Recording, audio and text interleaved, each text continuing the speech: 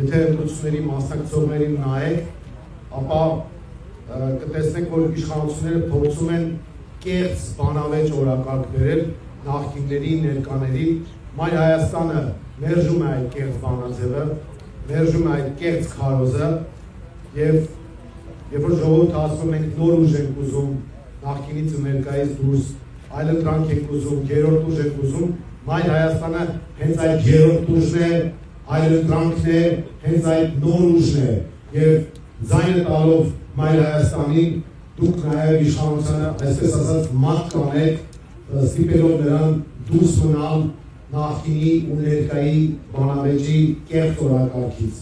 Մայր Հայաստանը ինքնուրույն ուժ է, Մայր Հայաստանը նոր ուժ է, թարմ ուժ է,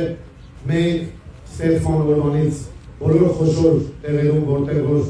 ավականու ընտրություններ են եղել, Երևան, Գյումրի մասնակցել ենք եւ ներկայացված ենք,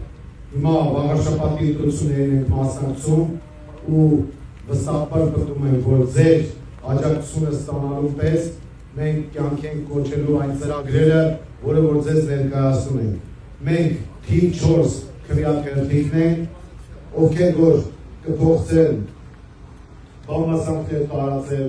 դատարկախոսությամբ զբաղվել, հանգիստ կարող եք ասել, որ Մայր Հայաստանը այն այլընտրանքային ուժն է, որը դուրս է նախկինի ու ներկայի բանավեճից։ Այնպես որ Մայր Հայաստան թիվ 4 միացին, որ փոխեն։ Միացին, որ փոխեն։ Միացին, որ փոխեն։ Մայր Հայաստան, համար 4, Մայր Հայաստան։